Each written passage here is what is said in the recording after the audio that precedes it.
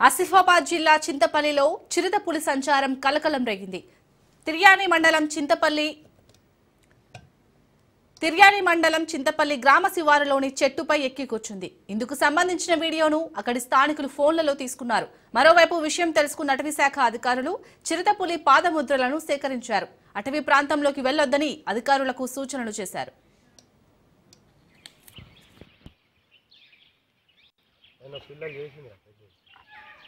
మొత్తుకునే కానీ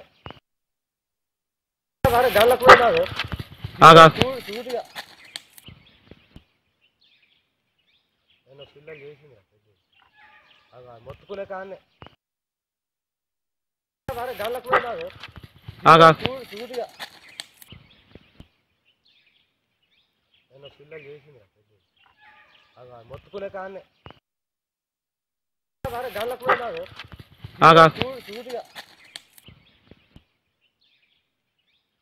పిల్లలు చేసింది మొత్తుకునే కానీ గళ్ళకు పోయినాడు చూదిగా. ఆసిఫాబాద్ జిల్లా చింతపల్లిలో చిరుతపులి సంచారం కలకలం రేగింది. తిర్యాని మండలం చింతపల్లి గ్రామ శివారులోని చెట్టుపై ఎక్కి కూర్చుంది. ఇందుకు సంబంధించిన వీడియోను అక్కడి స్థానికులు ఫోన్లలో తీసుకున్నారు. మరోవైపు విషయం తెలుసుకున్న అటవీ శాఖ అధికారులు చిరుతపులి పాదముద్రలను సేకరించారు. అటవీ ప్రాంతంలోకి వెళ్లొద్దని అధికారులకు సూచనలు చేశారు. ఇక చింతపల్లిలోని చిరుతపులి సంచారానికి సంబంధించి మరిన్ని డీటెయిల్స్ మా ప్రతినిధి అరుణ్ కుమార్ అందిస్తారు. అరుణ్ కుమార్.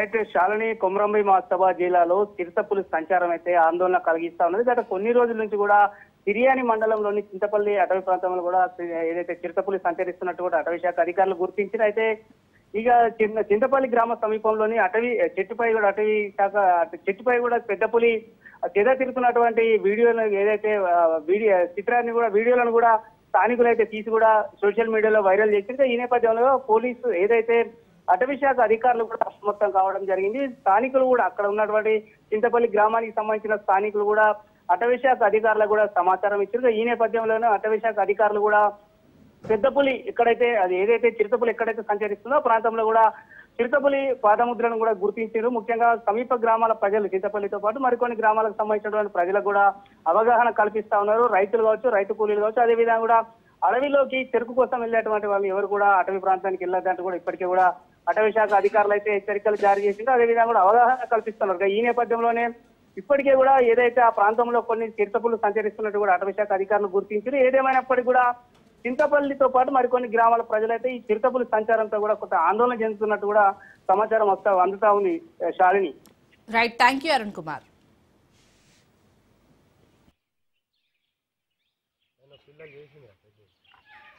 మొత్తుకునే కానీ చూదిగా పిల్లలు చేసింది మొత్తుకునే కానీ గళ్ళకు పోయినాడు చూదిగా పిల్లలు చేసింది మొత్తుకునే కానీ గళ్ళకు పోయినాడు చూదిగా పిల్లలు చేసింది